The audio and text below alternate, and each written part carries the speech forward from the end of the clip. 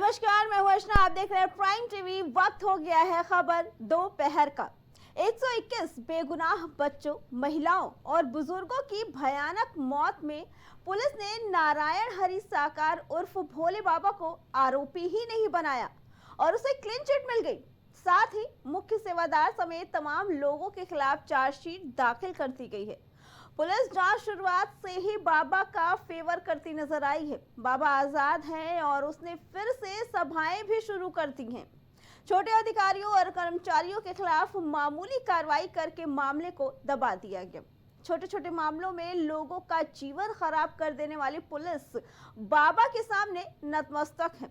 वहीं इस पूरे मामले पर अब बीएसपी सुप्रीमो मायावती ने आरोप लगाया है कि हाथरस में मारे गए 121 बेगुनाहों के मामले में राज्य सरकार में आरोपी सूरजपाल उर्फ नारायण सरकार उर्फ भोले बाबा को संरक्षण दे रही है, उसे बचा रही है।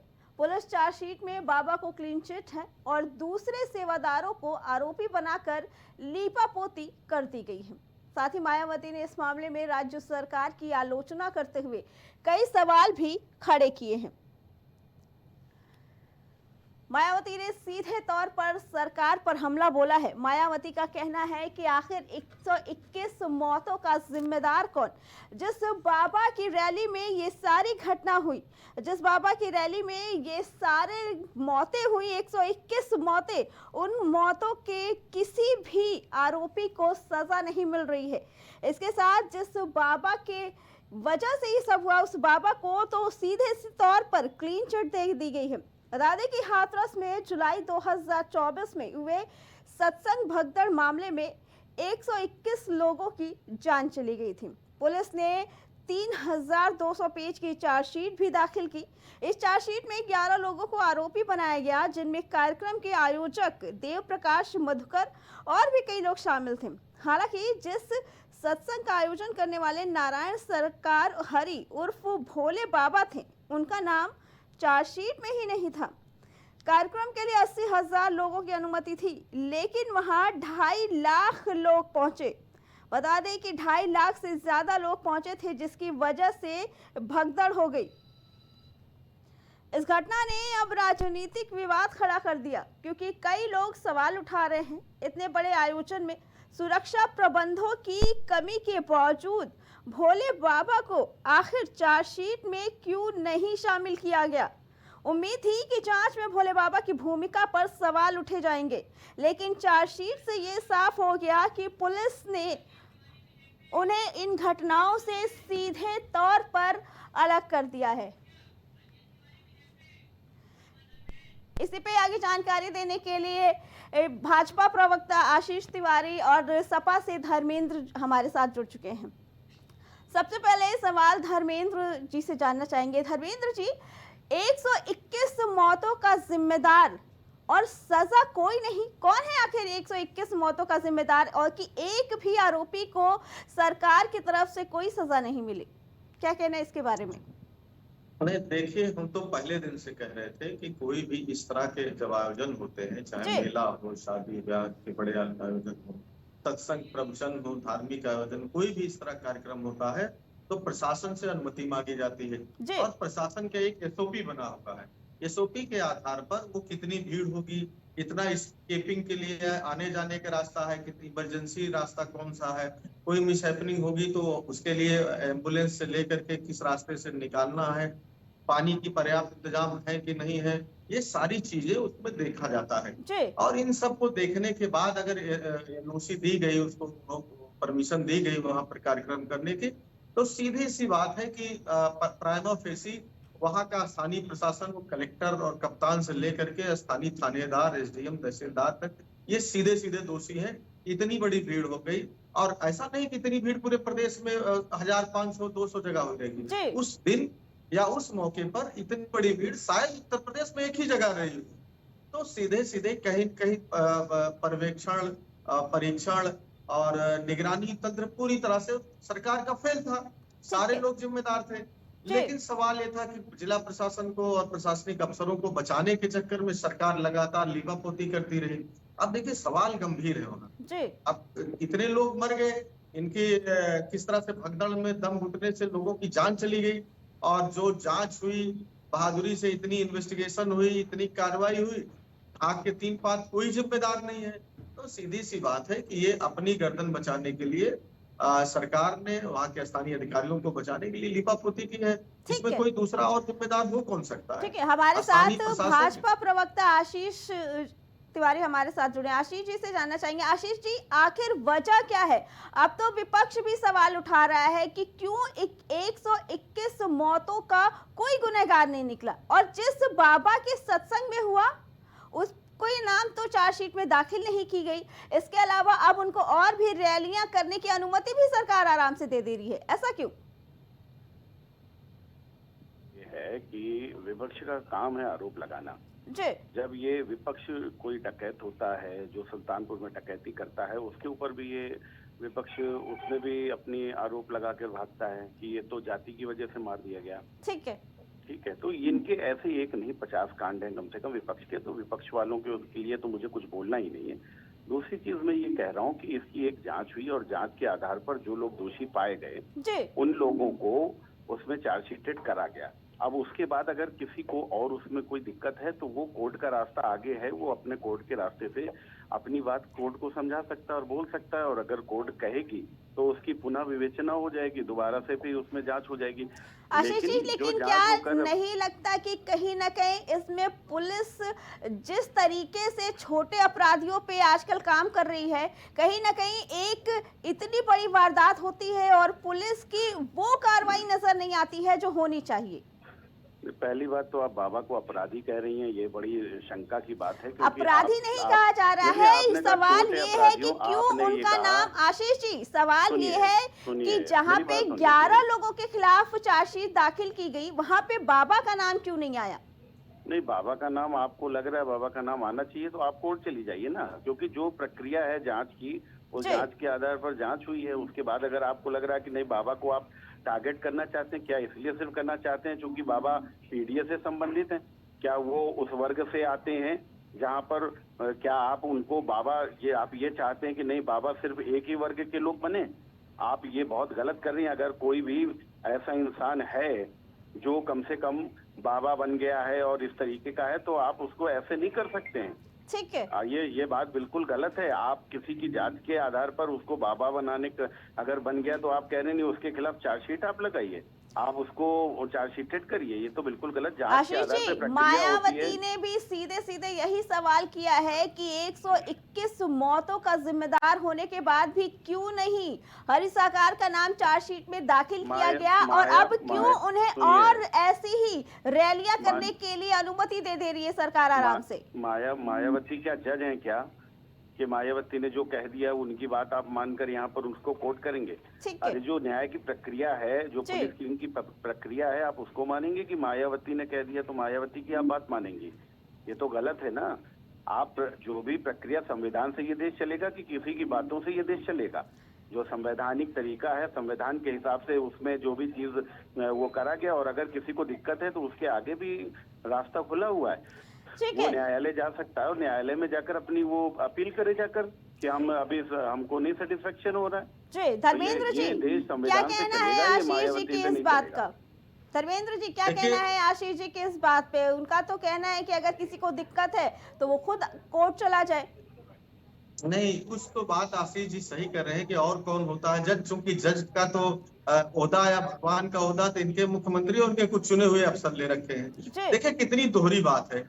एक बाबा को सत्संग करने वाले को ये जात बता रहे हैं फलाने जात बिरादरी से है, लेकिन जब उत्तर प्रदेश के मुख्यमंत्री को कह दिया जाता है कि ये फला बिरादरी से क्षत्रिय है, अजय सिंह बिष्ट नाम है, तो मिर्ची लग जाती है।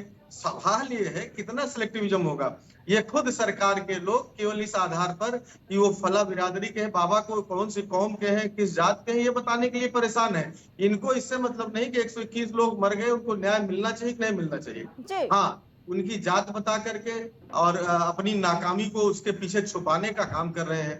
अगर उनकी जात है तो क्या अजय सिंह बिष्ट जी की योगी आदित्यनाथ जी क्षत्रिय नहीं है, उनको अजय सिंह बिष्ट बनने पर क्यों दिक्कत होती है? आशीष जी को भारतीय जनता पार्टी की मिर्ची क्यों लग जाती है? सवाल यह है कि आप दोहरा नहीं खेल सकते। जो भी आप जो नियम कानून लगाएंगे, जो बातें और भाषा प्रयोग करेंगे, वो आपके लिए भी प्रयोग होगी। वो तो दोनों तरफ से है। यहाँ सवाल ये हो रहा था कि कौन किस जात का है। इससे ज्यादा सवाल ये था कि आपने क्या कार्रवाई की। क्या अगर वहां ठीक है, आयोजक ने परमिशन ले ली, उनका कोई दोष नहीं था बाबा जी का, तो क्या एसपी, डीएम, वहां के कलेक्टर, वहां के वो इंस्पेक्टर, वहां के एसडीएम, डिप्टी एसपी के खिलाफ मुकदमा 302 का चलाया जाएगा? ये बताया जी, सवाल तो वही है कि जब 80,000 के लोगों की आने की अनुमति दी गई थी, तो 2.5 लाख से ज्यादा लोग वहां क्या कर रहे थे और किस बेस पे आ गए थे? भाई एक देखना तो सरकार काम, इसीलिए तो मैं कह रहा हूँ कार्रवाई इनको उन लोगों पर करनी चाहिए जो असली जिम्मेदार लोग हैं। जी बताइए आशीष जी, क्या कहना है धर्मेंद्र जी की बात का? नहीं, देखिए, दोहरा रवैया तो समाजवादी पार्टी का है। एक तरफ ये पीडीए करते हैं, और अगर पीडीए का कोई व्यक्ति है तो उसको ये जेल भेजने के लिए भी कितने लालायित दिख रहे हैं, इनकी बातचीत से पता चल रहा है। और मुझे तो बड़ा इसमें आश्चर्य भी ये हो रहा है कि जो धर्मेंद्र जी बोल रहे हैं कि नहीं, अगर आप एक चीज मुझको ये बताइए कि अगर वहां पर 80,000 का था, अगर 2.5 लाख वहां पहुंच गए हैं लोग, तो निश्चित तौर पर लोगों को तो नहीं रोका जा सकता है, लेकिन वहां पर जो पुलिस प्रशासन है वो जितना कर सकता था, और जो भगदड़ मची है, भगदड़ के बाद में वहां पर ये देखना ये जरूरी होता है कि उसके बाद कितनी तेजी से वहां कार्रवाई करी गई, और कार्रवाई करने के बाद में जितने लोगों को बचाया जा सकता था वो करा गया। लेकिन फिर भी जो जिम्मेदार हैं, उन जिम्मेदारों की जिम्मेदारी तय करी गई है और चार्जशीट लगाई गई। लेकिन आप किसी व्यक्ति विशेष और जाति विशेष के व्यक्ति को आप ये सोच लें कि नहीं, इसको तो हमें जेल भिजवाना ही भिजवाना है, तो ये इनका कैसा पीडीए का दोहरा रवैया, ये मुझे समझ में नहीं आ रहा है। आज कम से कम ये पीडीए की अगर बात करते हैं तो पीडीए के व्यक्ति को फंसाने के लिए ये लोग इतना लालायित क्यों नजर आ रहे हैं? तो ये इनका जो दोहरा रवैया है वो आज एक बार फिर से पर्दाफाश हो चुका है उसका, और ये इसमें सरकार को बदनाम करने के लिए और बताने के लिए कुछ भी कहें, लेकिन इनको ये बात बिल्कुल पड़ेगी। आशीष जी, कम से कम आपने स्वीकार किया कि व्यवस्था नहीं की जा सकती। रही इलाज की बात, ये सही है कि एक तो भगदड़ के आप जिम्मेदार हैं, आप भगदड़ रोक नहीं सके, वहां 121 लोगों की अकाल मृत्यु हो जाने दिए, और उसके साथ साथ अगर समय से इलाज मिलता तो कई लोगों की जान बच सकती थी। देखिए किस तरह से वीडियो जाए कि एक बच्चे को लेकर के स्थानीय लोग दौड़ के अस्पताल पहुंच गए, अगर उसको समय से ऑक्सीजन मिल जाता तो बच जाती। वहां 4 घंटे तक सीएमओ नहीं पहुंचा था, कलेक्टर पहुंच गए, और कलेक्टर ने फोन किया सीएमओ को कि आपकी क्या व्यवस्था, आपके अस्पताल के लोग, डॉक्टर से यहाँ उपस्थित नहीं है। ये बदइंतजामी और अव्यवस्था का आलम वहां था। जब वहां 2 लाख लोग इकट्ठा हुए थे तब ये स्थिति थी, सूचना प्रशासन को थी।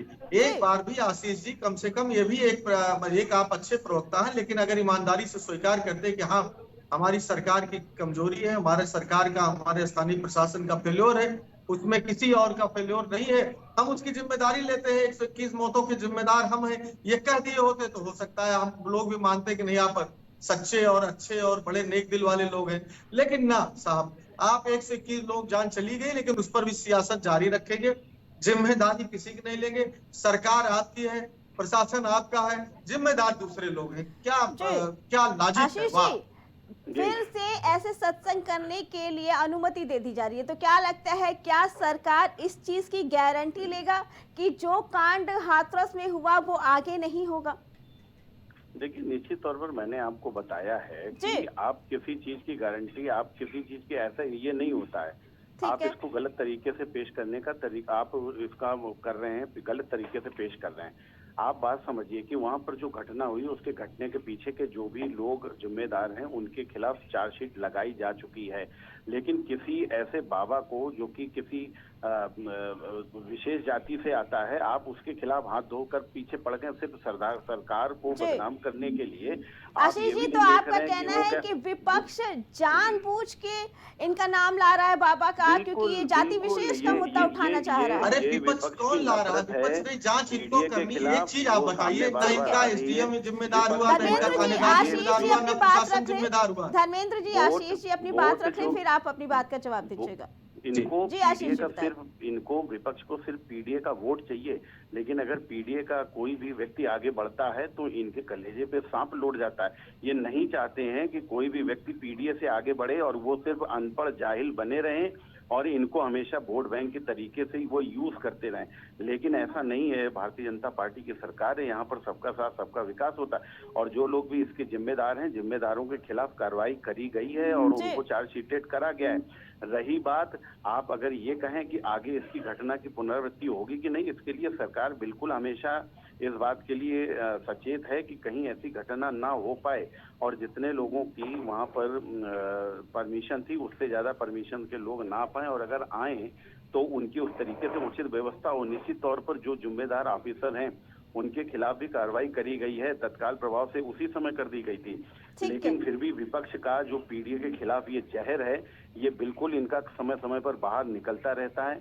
एक तरफ तो ये जब मंगेश यादव यहाँ डकैत मारा जाता है तो उसके लिए तो चिल्ला चिल्ला के विपक्ष एक पूरा धरना कर देता है। दूसरी तरफ जब पश्चिम बंगाल में वहीं पर एक यादव बिरादरी का बच्चा जिसको देश के सामने इतना बेइज्जत करा जाता है, उसके लिए अखिलेश यादव के एक ट्वीट भी नहीं निकलता।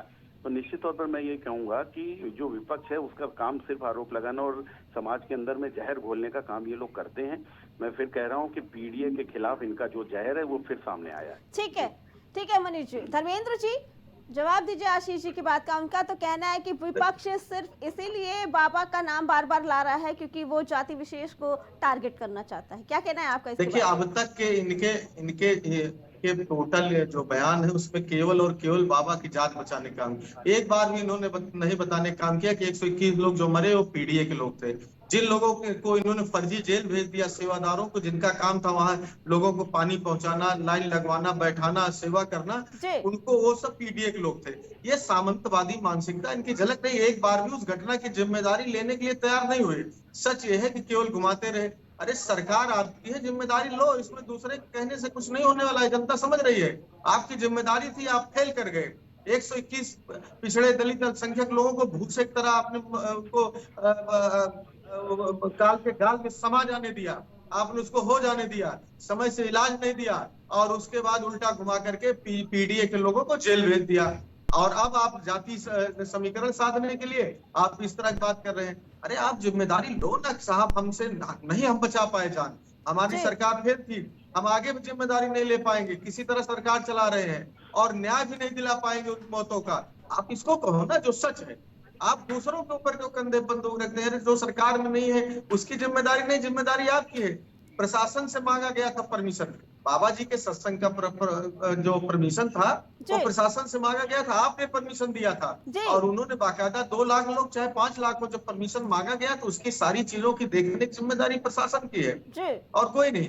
आपको जेल भेजना चाहिए था, अपने थानेदार को, एसडीएम को, अपने अफसरों को खुद को जिम्मेदारी लेनी चाहिए थी। नैतिकता के आधार पर स्वास्थ्य मंत्री को इस्तीफा देना चाहिए था, हम साहब समय से उनको इलाज नहीं करा पाए इसलिए इतने लोग मर गए।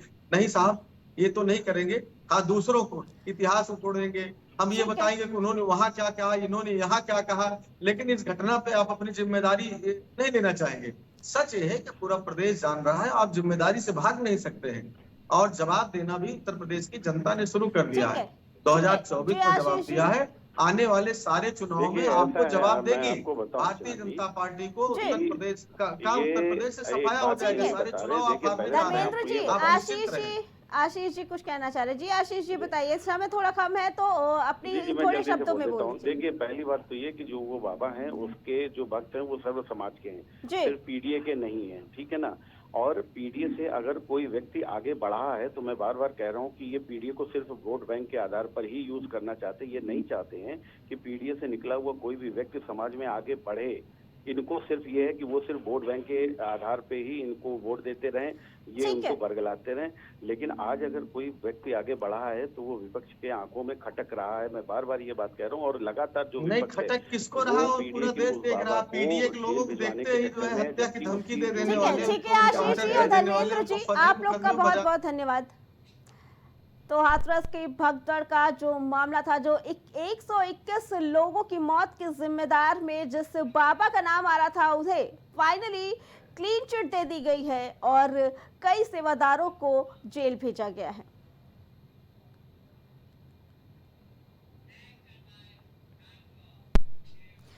तो वहीं हरियाणा विधानसभा चुनाव से पहले आम आदमी पार्टी को एक बड़ा झटका लगा है। यहाँ की नीलोखेड़ी सीट से पार्टी उम्मीदवार अमर सिंह कांग्रेस में शामिल हो गए हैं, जिसके बाद अमर सिंह ने पार्टी में शामिल होने के बाद कहा कि केवल कांग्रेस ही भाजपा को हरा सकती है, जो किसानों, महिलाओं, दलितों और अल्पसंख्यकों के साथ अन्याय कर रही है। वहीं कांग्रेस पार्टी की ओर से जारी किए गए बयान में कहा गया कि पंजाब विधानसभा में विपक्ष के नेता प्रताप सिंह बाजवा की मौजूदगी में अमर सिंह कांग्रेस में शामिल हुए। बाजवा ने अमर सिंह को औपचारिक रूप से पार्टी में शामिल किया। इस बीच बाजवा ने कांग्रेस में अमर सिंह का स्वागत करते हुए कहा कि वो बिना शर्त पार्टी में शामिल हुए हैं। इससे पहले आम आदमी पार्टी के फरीदाबाद से उम्मीदवार प्रवेश मेहता ने भी बड़ा झटका दिया था। हमारी पार्टी के लिए एक खुशखबरी है।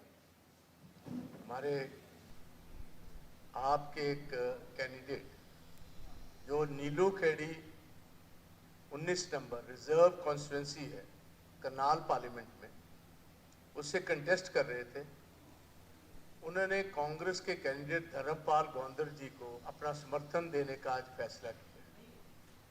दाहिनी तरफ on the right is sitting star Amar Singh ji, reserve constituency से। और मैं इस बात की भी जानकारी देना चाहता हूं कि बड़े पैमाने पर तकरीबन 20 से 25 हजार सिख समाज का वहां वोट है। और सिख समाज जो था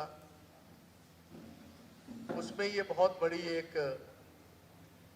दुचित्ती में थे वो, क्योंकि उनका मन था कि इस दफा डायरेक्ट फाइट में कांग्रेस और बीजेपी के, वो चाहते थे कि कांग्रेस को जिताना और भाजपा को हराना।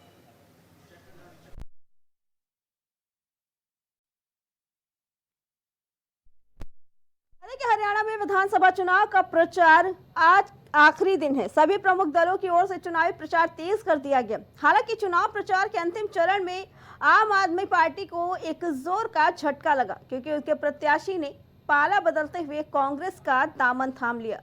पिछले 10 दिनों में आपको इस तरह का ये दूसरा झटका लगा है। बता दें कि 5 अक्टूबर को होने वाली वोटिंग से पहले करनाल जिले के सुरक्षित नीलोखेड़ी विधानसभा सीट से आम आदमी पार्टी के प्रत्याशी अमर सिंह अपनी पार्टी को झटका देते हुए कांग्रेस में शामिल हो गए।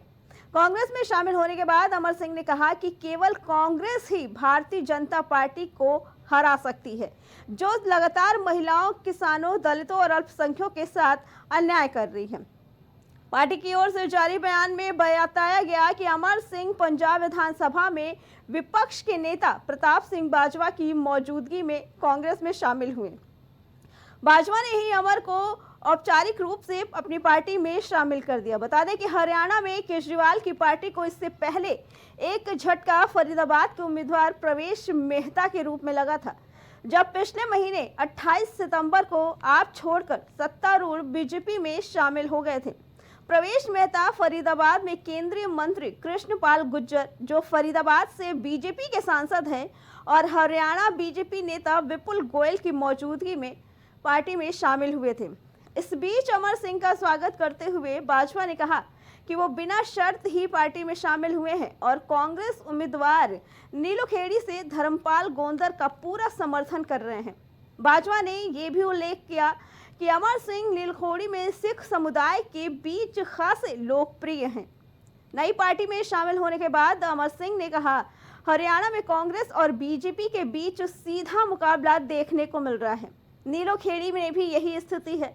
इस समय मुख्य लक्ष्य बीजेपी सरकार से छुटकारा पाना है, जो किसानों, महिलाओं, दलितों और अल्पसंख्यकों के साथ अन्याय कर रही है, और केवल कांग्रेस ही इसे हासिल कर सकती है। तो वहीं अमर सिंह ने कहा कि अगर चुनाव लड़ते हो तो इसका सीधा फायदा बीजेपी को होता है। ये सुनिश्चित करने के लिए वोट बटे नहीं, उन्होंने कांग्रेस में शामिल होने का फैसला किया।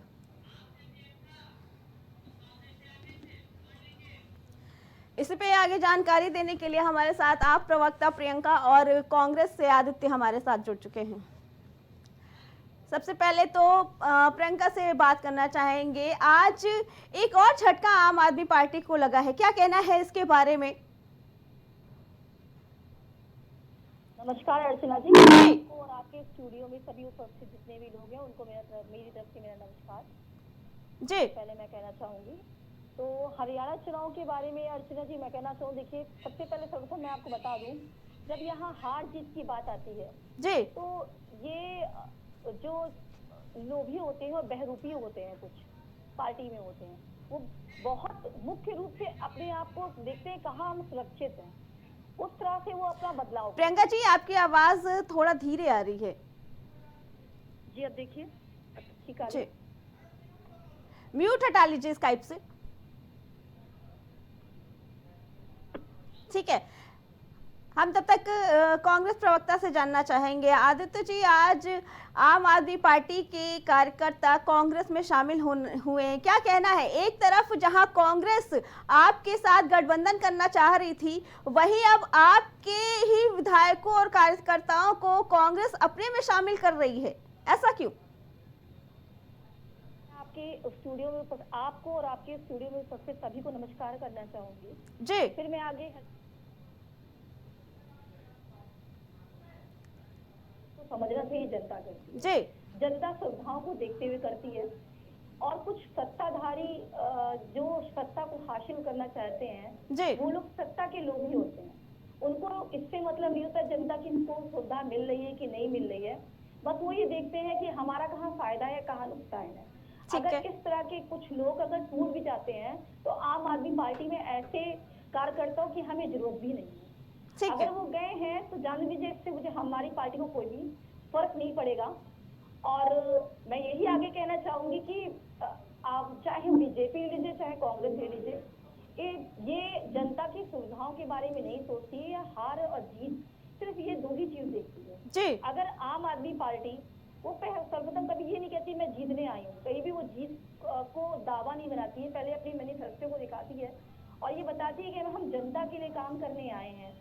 और ऐसा कहीं नहीं है, देखिए आप दिल्ली में देख रहे हैं, जिस तरह से पंजाब में देख रहे हैं, वहाँ की जनता आज हम लोग से संतुष्ट है, हमारी पार्टी से संतुष्ट है।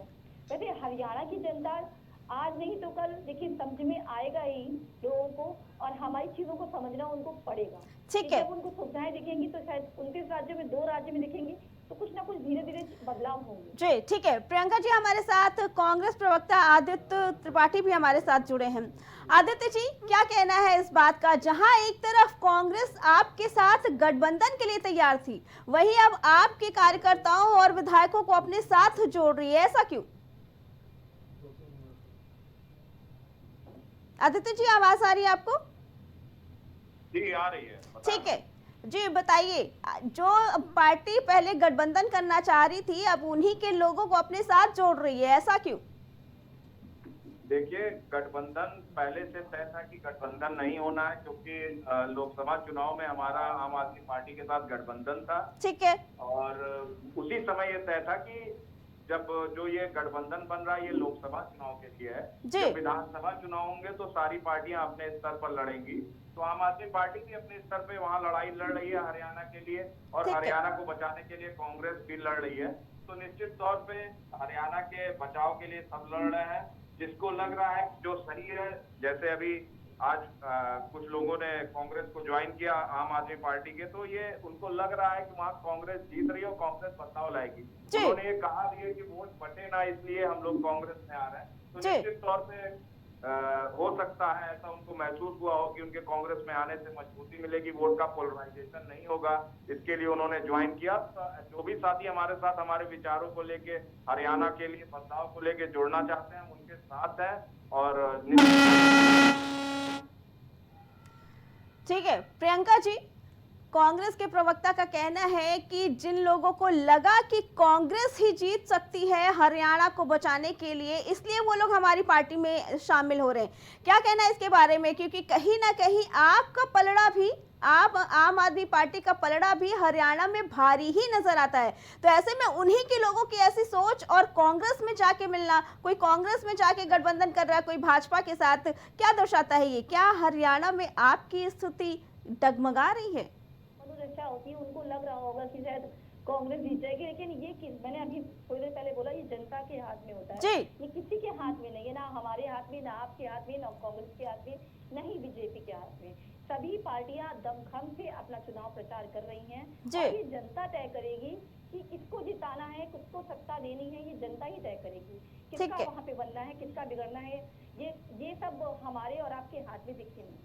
और रही लोगों, मैंने बोला ना, सत्ताधारी लोग कुछ होते, कुछ लोभी लोग होते हैं जो किसी न किसी तरह की बस कुर्सी चाहते हैं कि हमें कुर्सी में बैठना है, कुछ ना कुछ पद चाहिए, कोई बैठना है, शायद कांग्रेस में मैं चला जाऊंगा तो ये हो जाएगा।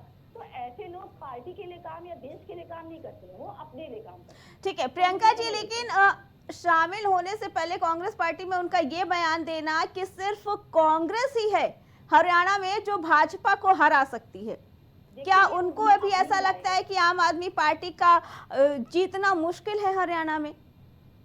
नहीं, ऐसा देखिए कुछ नहीं है। आज आपको मैं एक बात और बता दूं अर्चना जी कि अगर ये कह रहे हैं कि आम आदमी पार्टी का जीतना जो है मुश्किल है जी, तो आपको बताऊं कि शायद कोई भी आएगा, सत्ता में आएगा तो बिना आम आदमी के समर्थन के मुझे लगता नहीं कि वहाँ सरकार बना पाएगी जी। ये हमारा भी वहाँ पे ठीक है। आदित्य जी क्या कहना है? वहाँ के हरियाणा के रहने वाले हैं जी, वहाँ उनका जन्म हुआ है, तो वहाँ पे उनकी कुछ ना कुछ तो अस्तित्व है ही। और ये जरिए कोई भी किसी का अगर बनता भी है तो हमारे समर्थन के बिना वो सरकार बनना जी। ठीक है, हम आदित्य जी से जानना चाहेंगे। आदित्य जी, यही बातें जो प्रियंका जी ने कहा, कुछ दिन पहले अरविंद केजरीवाल ने भी कहा था कि हरियाणा में कोई भी पार्टी बिना आम आदमी पार्टी के समर्थन का नहीं जीत सकती है। ऐसे में ये कांग्रेस का मानना कि कांग्रेस ही हरियाणा जीतेगी, कहां तक सही है? जैसा कि मीडिया रिपोर्टिंग है, ग्राउंड रिपोर्टिंग है, मैं तो अभी नू होकर आया, गुड़गांव गया था और हरियाणा में कई जगह विजिट किया जी। जैसा वहाँ पब्लिक का भवानी खेड़ा भी गया था जी। तो लगातार जो पब्लिक के रुझान आ रहे हैं, जो मीडिया का रुझान, वो साफ स्पष्ट तौर पर कह रहा है कांग्रेस पूर्ण बहुमत की सरकार बना रही है। ठीक है, लेकिन निश्चित तौर पे राजनीति में कुछ कहा नहीं जा सकता, कौन हमारे साथ है, कौन नहीं है, कौन हो सकता है, ये सब राजनीति के गर्भ में है। जो भी आने वाले चुनाव के बाद फैसले जनता जिसको जैसा वोट देगी, जैसा जनता फैसला करेगी, उसके आधार पर हरियाणा की सरकार बनेगी और निश्चित तौर पे हरियाणा में कांग्रेस की सरकार बनाई जा रही है, इसमें कोई इस बट नहीं है। ठीक है, तो आदित्य जी, लोकसभा चुनाव के टाइम पे जो कांग्रेस आपके साथ ही गठबंधन में थी, वो हरियाणा चुनाव के टाइम पे अलग हो गई है। क्या लगता है कि आपकी पार्टी के साथ कांग्रेस को वो समर्थन नहीं मिल पा रहा है जो लोकसभा चुनाव में मिलता? देखिए, लोकसभा चुनाव में जो मुद्दे होते हैं वो दूसरे होते हैं, ठीक है, और जो विधानसभाओं में मुद्दे होते हैं वो दूसरे होते हैं। आज जो लोकसभा का मुद्दा था वो संविधान को बचाने का था, संविधान खतरे में था, उसको बचाने की लड़ाई में हम सब ने इंडिया गठबंधन ने मिलकर चुनाव लड़ा और उसका रिजल्ट आज सामने है। कहीं ना कहीं मोदी जी को भारी चोट पहुंची और आज एक मजबूत विपक्ष उनके सामने खड़ा है। ठीक है, और रही बात विधानसभा चुनाव की, तो ये पहले से तय था। जब वो हमारा गठबंधन बना था इंडिया अलायंस, तो वहाँ पे क्लियर था कि ये केवल और केवल लोकसभा चुनाव के लिए अलायंस है। आने वाले विधानसभा चुनाव में सब पार्टियां अपने स्तर पर लड़ाई लड़ेगी, सबका अलग मुद्दा होता है। कुछ पार्टियां अपने कुछ क्षेत्रों में है, कुछ पार्टियां विभिन्न स्थलों पे है, सब तो जगह। आदित्य जी क्या कहना है कि अरविंद केजरीवाल कहीं ना कहीं हरियाणा से ही संबंध रखते हैं? हरियाणा में अगर देखा जाए तो आम आदमी पार्टी की अच्छी खासी पकड़ रहती है, तो ऐसे में कांग्रेस को क्यों लगता है कि आम आदमी पार्टी का पलड़ा हरियाणा में भारी नहीं है और कांग्रेस ही हरियाणा जीत सकती है? देखिए, कांग्रेस ने लगातार वहां पर कार्य किया, विकास के कार्य किए जी, और विगत 10 वर्षों से वहां पर सरकार नहीं है। ठीक है, वहां की जनता को ऐसा लग रहा है कि बिल्कुल कांग्रेस की जो सरकार थी, हुड्डा जी के जो नेतृत्व वाली सरकार थी, उसने चाहे वो फरीदाबाद हो, चाहे वो आप दिल्ली एनसीआर के पूरे बेल्ट ले लो और नू ले लो, आप जालौन ले लो, भवानी खेड़ा ले लो, ऐसे तमाम ऐसे जगह है जहाँ पे इंडस्ट्रियलाइजेशन लाने का काम किया, मेट्रो को वहाँ पे कई जगह स्थापित करने का काम किया था कांग्रेस ने, बहुत सारे लोगों को रोजगार देने का काम कांग्रेस ने किया था, खिलाड़ियों को बहुत सारा खिलाड़ियों के लिए पोस्ट निकालकर उनको रोजगार देने का काम किया था। तो कांग्रेस ने वहाँ पर काम किया और हम निश्चित तौर पे इसीलिए आश्वस्त हैं कि हमने वहाँ कार्य किया और उन कार्यों के आधार पर हम जनता के बीच में जा रहे हैं। ठीक है, प्रियंका जी क्या कहना चाहेंगे? आदित्य जी का तो कहना है कि कांग्रेस ने बहुत काम किया है हरियाणा में और वहां की जनता का भी ये मानना है कि हरियाणा में कांग्रेस की ही सरकार बनेगी। ऐसे में कहाँ देखती हैं आप आम आदमी पार्टी को? मैं आशीष जी से कहना चाहूंगी, अगर लगता है इनको कि इन्होंने काम किया है जी, तो ठीक है, जनता इसका फैसला करेगी।